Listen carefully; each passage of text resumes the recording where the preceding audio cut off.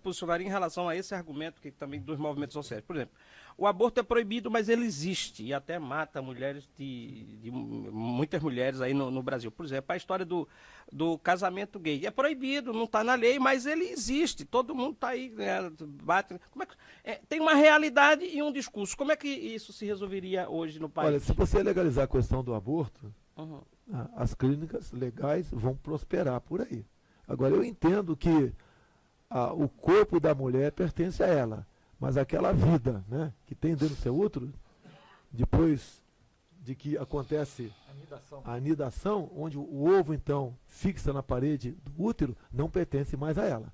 Ela pode até morrer numa clínica clandestina, mas ela está matando alguém que ela gerou num momento de prazer. Isso tem que ser respeitado.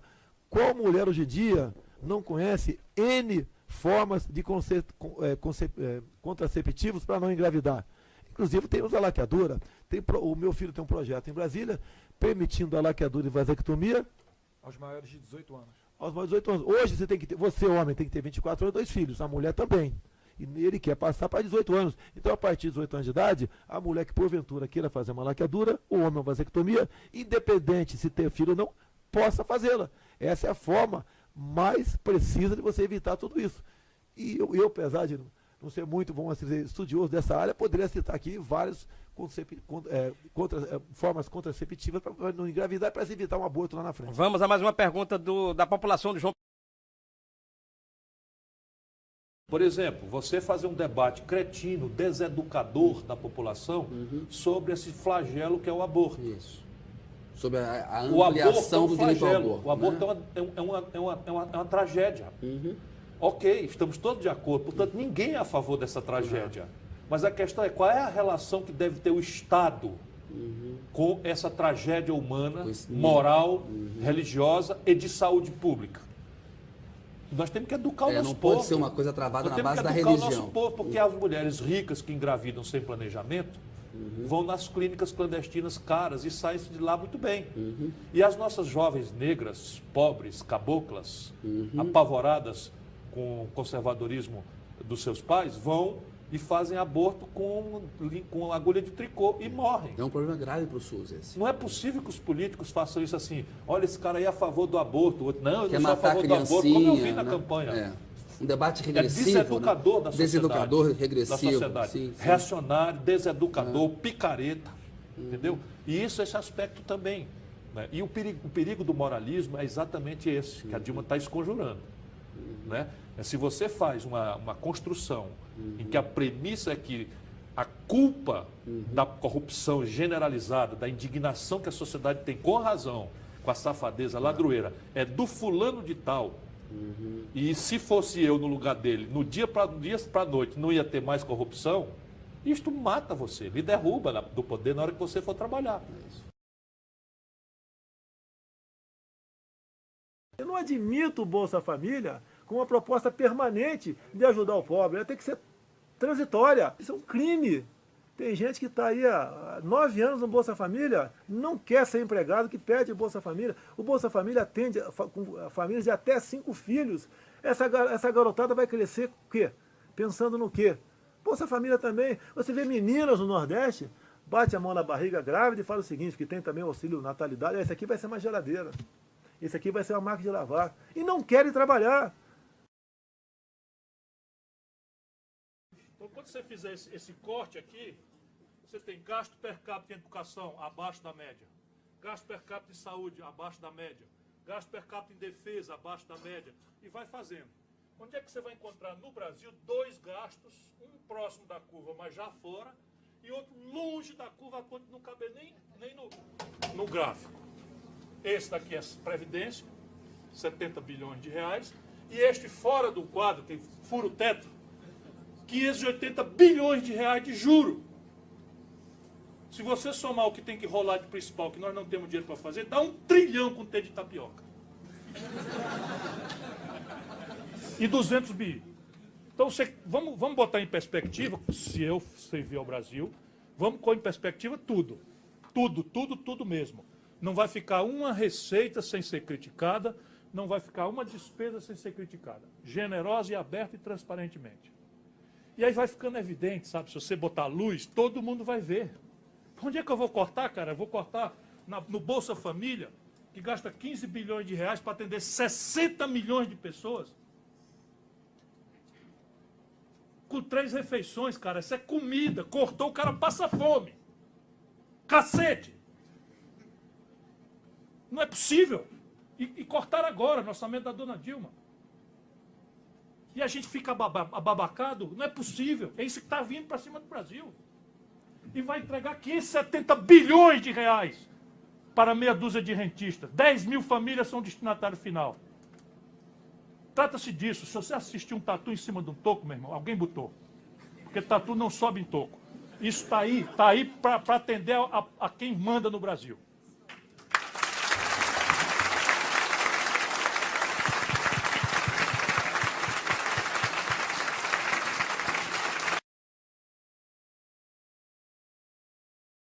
Surfar na onda, não é? Como está acontecendo nesse exato momento no Brasil.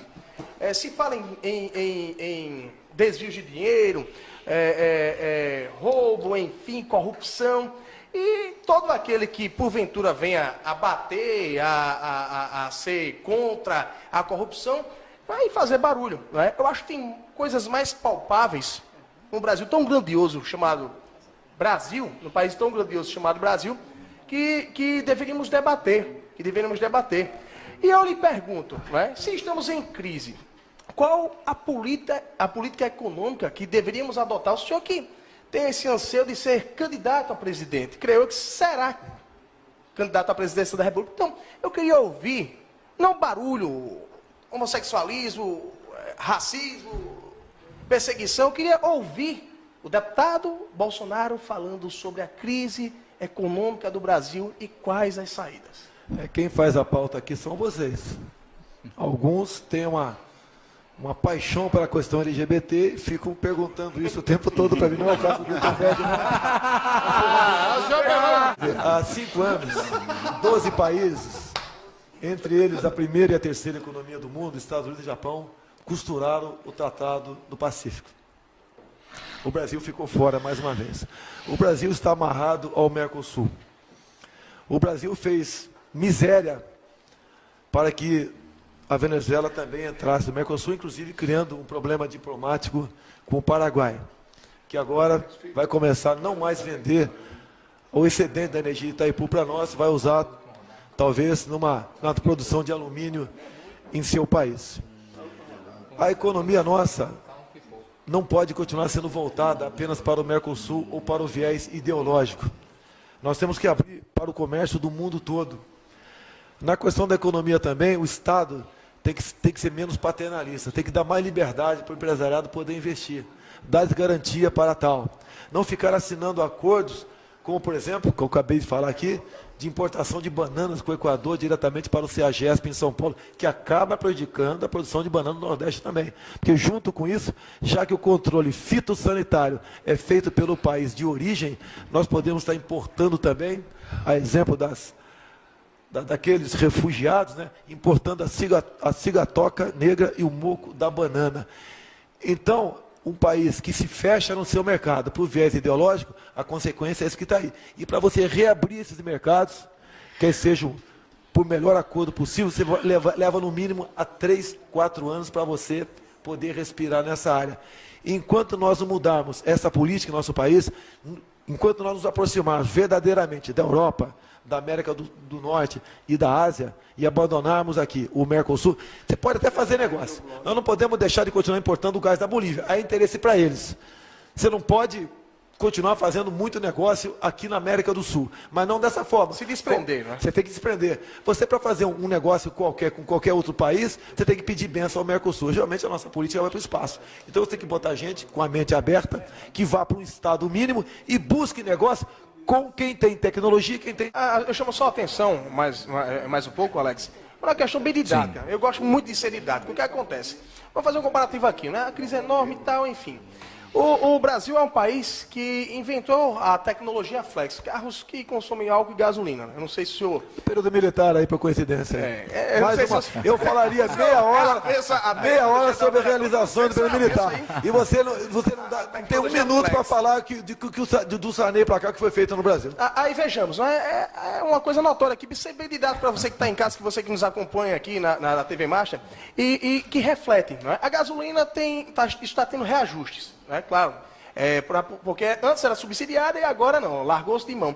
E o álcool, que tem um incentivo fiscal, toda vez que a gasolina sobe, o etanol também sofre reajuste. E uma coisa tão pequena que ninguém consegue enxergar isso diante de uma sociedade tão grandiosa que está passando por perrengues, que eu acho que isso merece uma atenção, um olhar, além de qualquer outra polêmica que venha acontecer nesse país. Quem decide o futuro de um país é quem está sentado na cadeira presidencial. Um presidente não pode tudo, mas pode muito. O barril do petróleo, há 1 ano e meio, estava $130. Hoje está 45 e continua sendo reajustado. Nós pagamos, a título de rolagem da dívida nossa, por dia, mais de R$1 bilhão. Se nós temos 200 milhões de habitantes, arredondando, cada um de nós aqui que está nos ouvindo, deve por dia, para a rolagem da dívida, para o agiota, R$5, R$150 por mês. Com toda certeza, nós aqui pagamos muito mais, porque tem muita gente que, infelizmente, não consegue nada produzir. Até vive de projetos do governo. Então, a conta é muito alta para nós. Nós temos que buscar uma maneira de negociar essa dívida nossa. Não é calote, não é isso, é negociar. Nós não podemos pagar tanto, porque até aqueles que ganham em cima dos juros vão acabar perdendo tudo no futuro. É muito carrapato para pouca vaca. E a comunidade financeira tem que entender. Não vou aqui fazer um discurso de atacar banqueiro. O banqueiro é importante, é essencial para o desenvolvimento de um país. Mas a forma como você trata, como o governo inclusive trata, a taxa Selic é um crime. Você pode ver, a cada 1%, a taxa Selic equivale a mais R$20 bilhões de despesa que o Tesouro tem por ano. Se o governo, eu estou sendo simplista aqui, por favor, se o governo de 14,25 passa para 12%, essa taxa equivale à CPMF que ele quer cobrar agora lá. Eu jamais votarei para criar qualquer novo imposto ou para aumentar qualquer outro imposto. A nossa carga tributária é uma das mais altas do mundo e um dos piores serviços. Em muitas áreas nossas aqui é gestão, é você dar exemplo. Não pode uma presidente da República, como a senhora Dilma Rousseff, quando vai para o exterior, dorme aí, o pernoite dela sozinha, em torno aí de 15 mil, 20 mil dólares. Não tem país que, não é que aguente, pode até aguentar isso aí, mas a título de exemplo, não pode ser seguido pelos simples mortais que estão nos assistindo agora. Mas o que eu queria dizer, basicamente, é que esse mundo reacionário quer dizer, como a lei da física, que qualquer mediação nacional à livre circulação de riquezas é uma impertinência do passado. Aproveitam os escombros da velha ordem que eu descrevi aqui, e de fato a velha ordem morreu, e oferecem como solução uma simplificação grosseira. Qual é? Abre as fronteiras do país, desmonta as mediações nacionais, elimina a intrusão do Estado no domínio econômico e deixa que o empreendedor privado, individualista, que mais do que ninguém sabe garantir retorno ótimo à alocação de recursos escassos, faça o seu trabalho livremente, quiçá com o menor peso possível, inclusive dos custos do Estado. Daí essa demanda, essa gritaria por uma reforma tributária, que não é por a modernização do sistema que é necessário, é pela revogação da carga tributária sobre a incidência produtiva. Esquecendo o déficit da Previdência, esquecendo o pagamento de servidor público, esquecendo o hiato de infraestrutura do país, esquecendo a demanda dramática por questões públicas que a sociedade brasileira de 190 milhões de habitantes tem, e só o Estado terá alguma resposta para hoje, para amanhã ou para depois da manhã, para essas expectativas níveis que nós temos que manejar. E eu não falo nada por questões de apego ideológico, simplificador, já me livrei disso há muito tempo. Já me livrei disso. Questão prática é que isto não existe. Esta ideia de uma economia política neoliberal não existe. Se quiserem ver essa caricatura, leiam os jornais de hoje, o debate no Congresso norte-americano, que é de rir muito, porque eu dei boas risadas hoje na madrugada, lendo a internet e jornais dos Estados Unidos, lá está um protesto dos congressistas norte-americanos, porque a Embev, a nossa fábrica de cerveja, deu-se de comprar, acho que a Budweiser, que é uma grande marca de cerveja americana.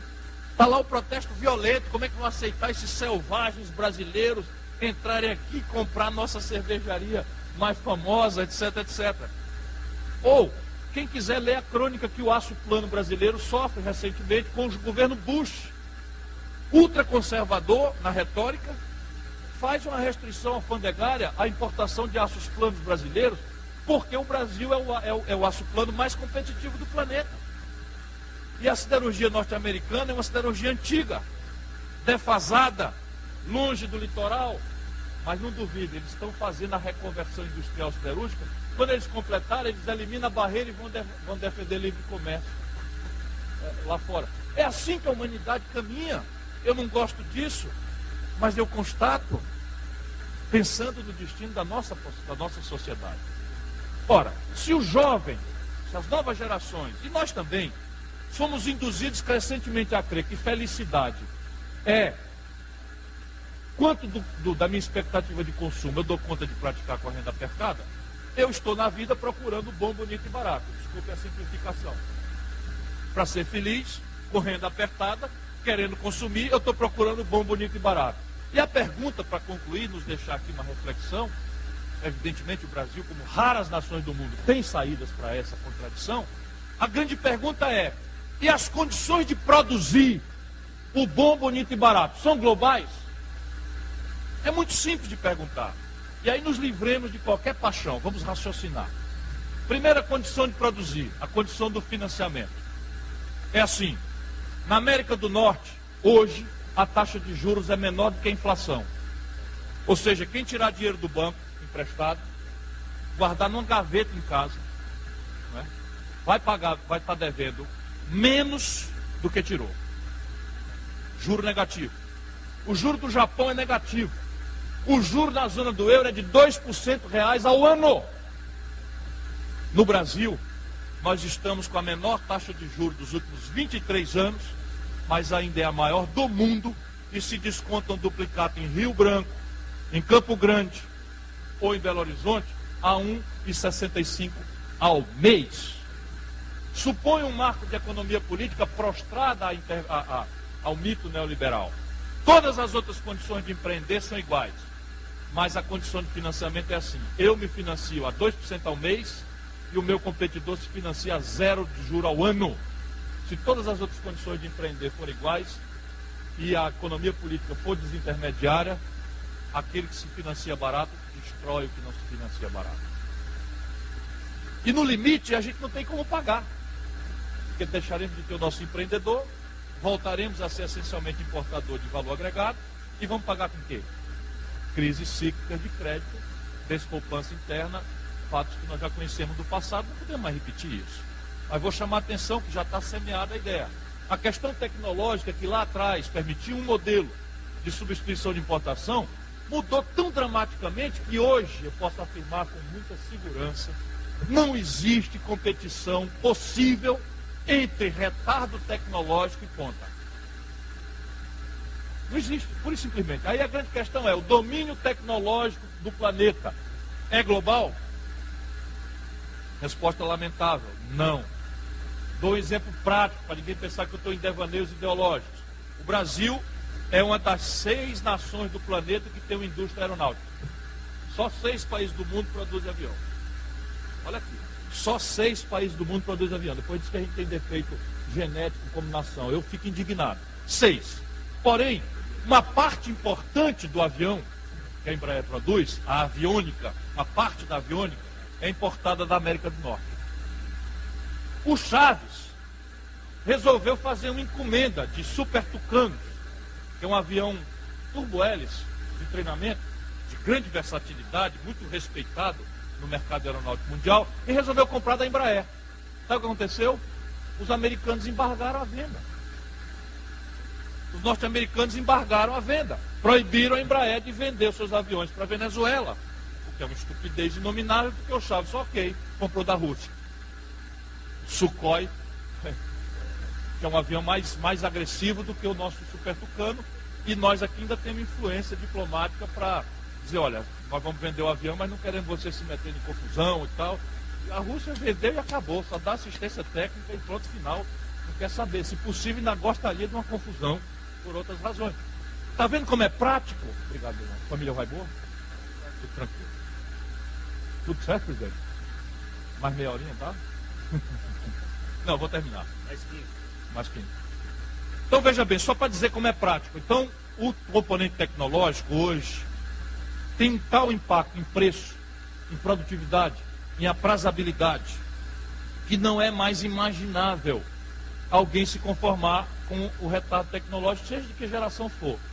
Na média, o Brasil é ponta aqui, ponta acolá, mas na média o Brasil está 3 gerações tecnológicas defasado em relação à ponta mundial. Isso é um estudo que a Fundação Getúlio Vargas atualiza. Então o Brasil tem um retardo tecnológico médio, consequência de tudo que a gente não faz em educação, consequência de tudo que a gente não faz em ciência e tecnologia, consequência de tudo que a gente não faz em universidade. O Brasil tem um retardo tecnológico médio de 3 gerações. Se todas as condições de competir forem iguais e esta condição for assim tão diferente e o marco neoliberal contaminar a competição sem intermediação nenhuma, essa economia atrasada perde, quebra e não tem como se financiar. Deputado Mauro Filho, acabei de ver Vossa Excelência aqui na televisão, meus cumprimentos aí. Trabalhou até tarde ontem, aí teve que chegar um pouquinho mais atrasado, dado que ele não bebe. Terceiro fator, e concluo, escala. Ninguém precisa ser economista para entender. Quando você entra na feira para comprar banana, é assim, leva aí, freguês, 3 é R$1, 7 ou 8 é R$2, né? Quanto mais quantidade, mais vai cair no preço por unidade, porque o volume é que vai dar rentabilidade. Então isso diz um pouco a consequência prática da questão da escala. Na prática é assim, uma fábrica chinesa de confecções, valor agregado baixinho, grande massa de mão de obra, a China produz 1 bilhão de calças numa fábrica por mês. O preço do pano para essa fábrica, tal a quantidade, é muito mais barato. E basta que a China ganhe meio centavo de dólar numa calça, porque a soma de 1 bilhão de meio centavo de dólar dá a rentabilidade que o negócio precisa. Na média, o empreendedorismo brasileiro, 7 em cada 10 empregos vem de pequena empresa, que por definição opera em pequena escala. Se todas as outras condições de empreender forem iguais, e esta condição, a escala da economia, for assim tão diferente, e o marco da economia política for esta mitologia neoliberal, quebra de novo. Agora junta queda, coice e cuspe em cima. O Brasil tem uma economia de pequena escala, uma economia estrangulada no financiamento, ainda, e uma economia anacronizada, sob o ponto de vista médio, no padrão tecnológico. E aí isso explica a tragédia dos anos 80 e dos anos 90. Se você fosse hoje o presidente da República, você fecharia o Congresso Nacional? Não há a menor dúvida, daria golpe no mesmo dia. No mesmo dia. Não funciona. E tenho certeza que pelo menos 90% da população ia fazer festa e bater pau. Não vai falar em ditadura militar aqui. Só desapareceram 282. A maioria marginais, assaltantes de bancos, sequestradores. E aonde só no Carnaval de São Paulo, em 20 anos de regime militar, só no Carnaval de São Paulo, o último morreu mais de 300. Mas essa imagem não é a imagem que a população tem, né? Desculpa, né? Através do voto, você não vai mudar nada nesse país. Tá? Nada, absolutamente nada. Você só vai mudar, infelizmente, quando um dia nós partimos para uma guerra civil aqui dentro. Né? E fazendo um trabalho que o regime militar não fez, matando os 30 mil. Começando com o FHC. Não deixar para fora, não. Matando. Se vai morrer alguns inocentes, tudo bem. Como é que eu conheço o parlamento? Eu sou parlamentarista. Você tem ali uns... Não vou dar números, porque é muito arbitrário. Mas você tem um núcleo que não é pequeno, suponha ao redor de 1/3, que é de gente muito boa, gente muito séria, muito idealista, muito preparada, muito lida, que tem espírito público e tal. Você tem 1/3 que é de bandido. Bandido, puro e simples, batedor de carteira, ladrão, estuprador e não sei o que e tal. E aí você tem a frase velha do Rui, né, que permanece dramaticamente moderna. O judiciário é o poder que mais tem faltado à República. Porque o que estão fazendo estupradores, bandidos, ladrões e coisas que tal no parlamento? Todos os processos estão correndo e não são julgados jamais. Esse é o problema. E eu, por exemplo, presidente da República, eu já disse quando eu era governador, dizia, gente boa, vocês cuidado com o que vocês vão eleger. Porque se vocês elegerem pilantras, é com eles que eu vou negociar. Não sou eu, o déspota esclarecido, que vou dizer com esse eu não negocio, com aquele eu não negocio. Então, este terço aqui é de bandidos. E a gente tem que pressionar para que as leis funcionem. E este meião aqui, ele vai para onde a hegemonia do executivo indicar. Se a linguagem for decente, houver limites, ele encosta para cá, para o lado dos melhores. Creia nisso. Nesse dia de glória para o povo brasileiro, tem um nome que entrará para a história nessa data, pela forma como conduziu os trabalhos da casa. Parabéns, presidente Eduardo Cunha. O Cunha, como é que você avalia a atual situação do presidente? Complicadíssimo, lamento, votei nele. Continuaria votando? Entre ele e um petista qualquer, votaria. Mesmo entre ele e um petista qualquer, votaria nele, votaria no Fernandinho. Entre um petista que eu votaria no Fernandinho, votaria no Fernandinho Beiramar. Porque eu sei que esse petista aqui, que vai ser colocado, vai estar alinhado com o Planalto. Eu sei o que é sofrer na pele, ser deputado aqui, com o presidente da Câmara, alinhado ao Planalto. O senhor vai votar pelo afastamento da votação dele? Se chegar no plenário, você vai ver meu voto ali, você vai ver meu voto, como você viu. Mas qual seria o seu voto? Hoje em dia, eu tenho que falar no condicional. Os informes que eu tenho até o momento, ele cometeu um crime passível, tranquilamente, para começar aqui dentro, depois, grave. Porque essa coalizão PT-PMDB, da forma como que está, acostumou-se a fazer uma seleção às avessas. Quanto mais incompetente, mais picareta, mais prestígio. Então, repare bem, eles estão querendo dizer agora que vão escolher um camarada chamado Eduardo Cunha para presidente da Câmara. Esse cara deve ser, assim, entre 1000 picaretas, um picareta mor. Um picareta mor. Toda a linguagem dele, eu conheço esse cara. Desde o governo Collor, ele operava no escândalo do PC Faria na Telege. Depois estava enrolado no escândalo do fundo de pensão da SEDAI no governo Garotinho. E aí vem vindo. Depois estava enrolado no governo Lula com Furnas. E agora enrolado até o gogó em tudo enquanto. E ele é que banca os colegas. Todo mundo sabe disso. Antigamente o picareta achava a sombra. Né? Procurava ali o bastidor, ia fazendo as picaretagens dele escondido. Agora não, quer ser presidente da Câmara.